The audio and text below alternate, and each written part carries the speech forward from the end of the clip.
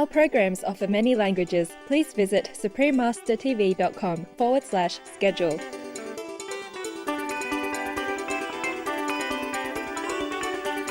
Positive Changes in Countries is a series bringing you stories of uplifting developments in all countries around the world. Oi, Manera Bushtar is hello, how are you? From the tropical islands of Cabo Verde. I'm from Central African Republic, or CAR. We say Balao. It means good day. And I'm from Chad. Here we greet in two languages. Bonjour is hello in French and Marhaban is hello in Arabic. We will share with you the very interesting positive changes in our countries. Gentle governments, gentle citizens, Cabo Verde, Central African Republic, or CAR, and Chad. Continue watching to find out more.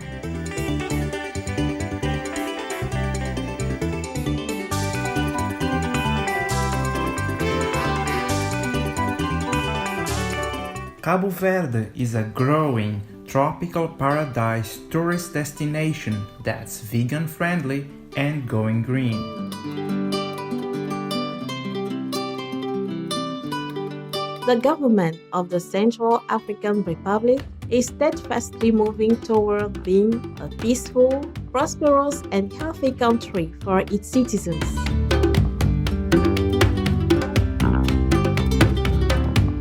Chad is a generous country that helps her residents as well as refugees to thrive.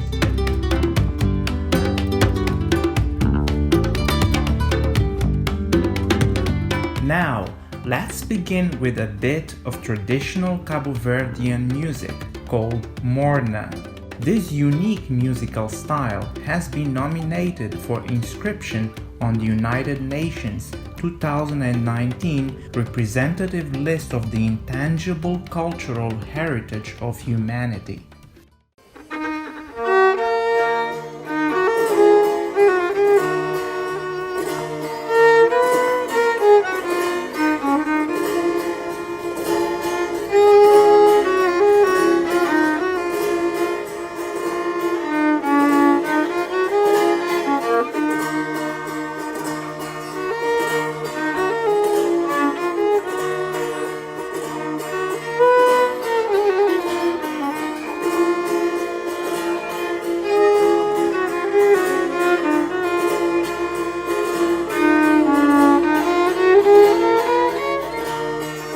Cabo Verde. Oh, that was beautiful. We'd love to hear more about your country and its positive developments. Sure, beloved friends and charming viewers, welcome to my country, beautiful Cabo Verde, also called Cape Verde, in West Africa. Our island nation is blessed with warm sunshine all year round, tranquil beaches, a stable economy, and a democratic political environment. Cabo Verde is comprised of 10 islands, each with its own unique beauty. Communities in Cabo Verde that once suffered from water shortage have now been transformed by many innovative water projects. On Santiago Island, Cabo Verde's largest agricultural center, women used to trek up to 20 kilometers a day to carry water for everyday use, including farming needs. Thanks to many wonderful projects funded by the African Development Bank, a steady supply of clean water now flows directly to the island's residents. Before there was this dam, we didn't have much to work on. But the dam and the land that's now been irrigated means we can now work the fields and grow produce. Thank God. Furthermore, Cabo Verde is looking towards renewable energy resources to address the challenges of water scarcity and the high price of imported fossil fuels. Fortunate are we to receive some 3,000 hours of sunlight per year. It is estimated that in the year 2030, sunlight as a source of renewable energy will supply at least 50% of our electricity needs. Cabo Verde é local ideal para a produção de energia eólica. Cape Verde is an ideal location to produce wind energy because the wind is quite strong. It's suitable for this production and fairly constant. That allows quite reliable wind power production. De eólica que é bastante confiável. Thanks to the efforts of the hotel and aviation industries, this tropical paradise has become a tourist hotspot. Based on the annual report on tourism from the African Tourism Monitor 2015, Cabo Verde was top ranked in the region. Such flourishing tourism also means the creation of thousands of jobs and a robust economy for Cabo Verde. Cabo Verde is indeed plant-based as well as green, with more and more restaurants offering delicious, healthy vegan options on their menus. Fitness professional Armando Lopes, a native of Cabo Verde, is a vegan who inspires and shares with others the benefits of a plant-strong lifestyle. He believes in the value of educating ourselves about what we eat and making our own informed decisions. When you're born, you don't choose what you want to eat. You just follow it because that's what everyone is telling you to do, said Armando. Growing up, I never questioned anything. You're not taught to question. But then I started to read books and started thinking differently. In other news, both the literacy rate and school attendance in Cabo Verde have increased dramatically from around 40% in 1975 to nearly 87% in 2015. Last but not least, women in Cabo Verde have come a long way since the country's independence in 1975. At that time, women could not hold political office. One of the first female leaders in office, Her Excellency Madam Maria Cristina Lima, is former Minister for the Presidency of the Council of Ministers, State Reform and National Defense, leading the way for future female leaders to come. Her Excellency Maria de Fátima da Veiga, the nation's current ambassador to France, is also its permanent representative to the United Nations and was the first female foreign minister in Cabo Verde's history. Women currently hold one of 5 seats on the Supreme Court, as well as 33% of the nation's administrative posts and 32% of the diplomatic positions. Bravo! That's excellent, Cabo Verde.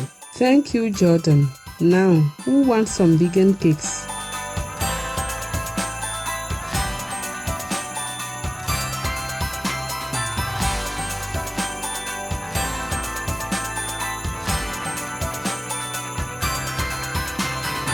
Let's take a moment to thank God for providing nutritious and delicious vegan food.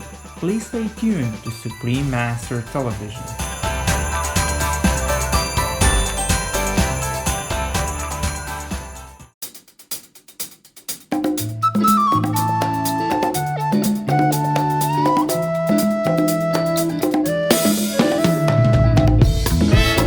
Central African Republic.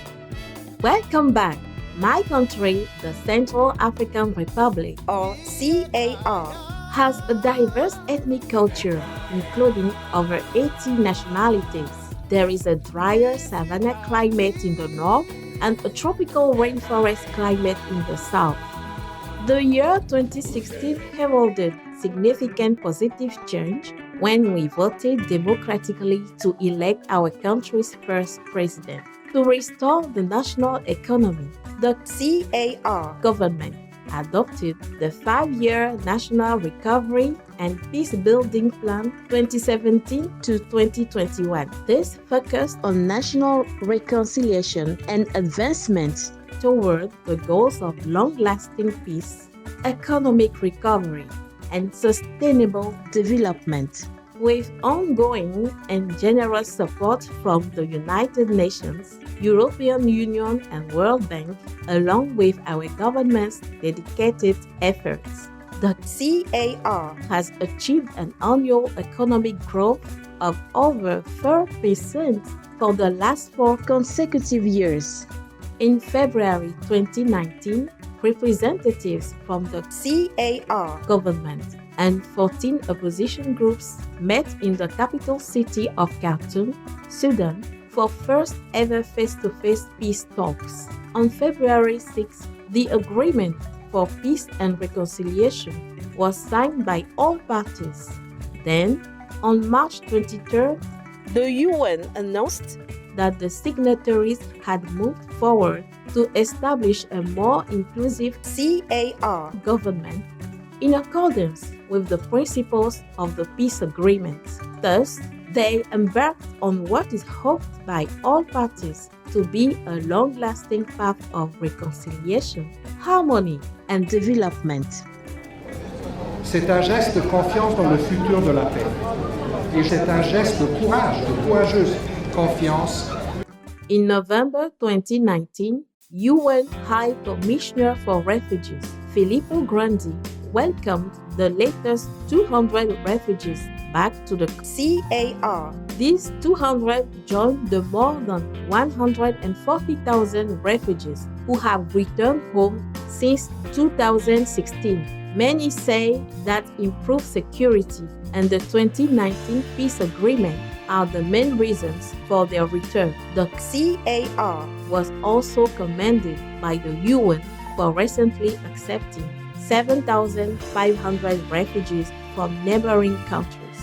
With generous support from the international community and the World Health Organization, the government of CAR also implemented the Health Sector Transition Plan 2015 to 2017. This agreement was designed to improve healthcare facilities and infrastructure. In addition, the National Health Development Plan, launched in 2017, committed to universal health coverage and a strong healthcare system working to address various medical challenges.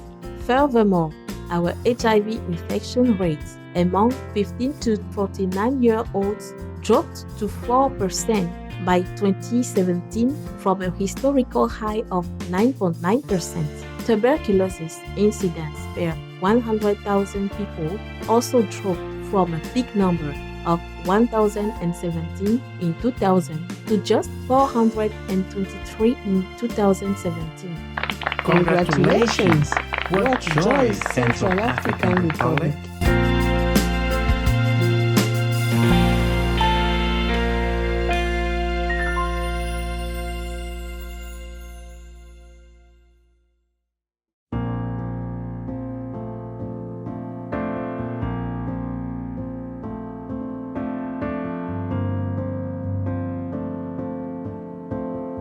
Chad.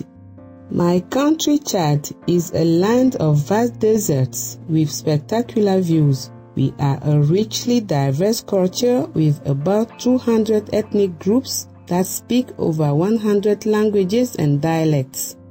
Chad has been one of the most impoverished countries in Africa, and yet we are also among the world's top refugee-accepting countries. Chad has welcomed over 281,000 Sudanese and 54,000 Central African Republic refugees. The government of Chad has also been working on policies that help displaced people. It has pledged access to arable land and various agricultural opportunities for up to 236,000 refugees and also promised educational services for 75,000 refugee children. All those people now, they are newcomers. They are waiting for the registration cards. Here is our registration site. In June 2019, the Ministry of Education promised to create 108 schools across 19 camps and refugee sites to prevent statelessness for more than 120,000 refugee children born since 2003. The government of Chad has also graciously offered to issue birth certificates to them. In addition, Chad's government is working with private sectors and local communities to protect Zakuma National Park, one of the few remaining intact ecosystems in the area's vast Sudano-Sahelian region. As a result of these joint efforts, poaching incidents have dramatically decreased, allowing populations of migratory elephants, gazelles, giraffes, cranes, and ostriches to continue growing. I have a big hope for Zakuma. It is already and still will become more and more something for Chad to be proud of and something in the region to be referred to if we talk about the conservation of important ecosystem.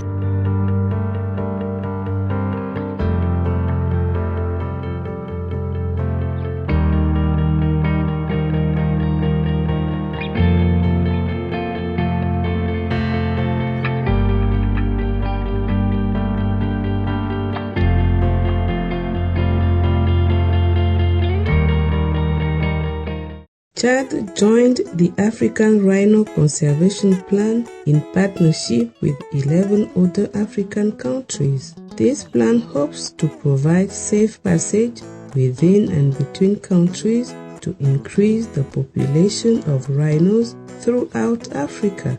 In 2018, a group of highly endangered black rhinos were reintroduced to Chad's ecosystem after more than 46 years. The government has established a special task force to protect the black rhino.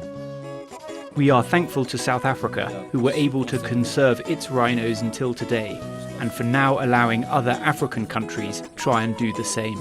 In health news, UNICEF funded 400 nutrition centers across Chad, as well as training for health employees and vaccination programs. This helped reduce the child mortality rate significantly.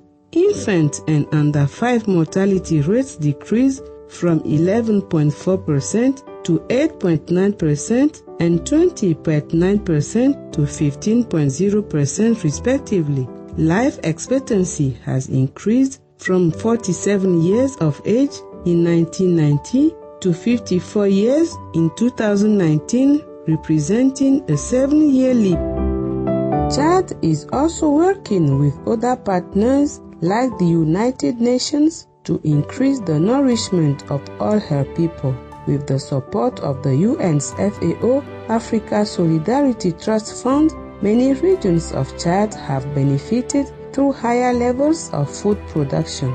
For example, in the city of Mundu, production increased from 2,125 tons of fruits and vegetables to 4,325 tons within the first growing season. Growers' incomes thus increased from $114 to $190. Bravo, Chad! Bravo! Hooray to positive progress!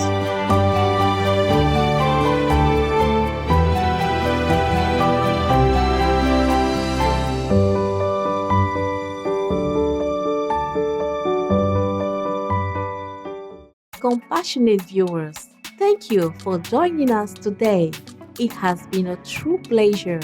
Up next is the story of Lord Mahavira, the 16 great dreams of Queen Trishula, mother of Mahavira, part 3 of 3, on Between Master and Disciples, right after noteworthy news. So please, stay tuned to Supreme Master Television. May the good people and wise governments of all nations flourish in divine grace always.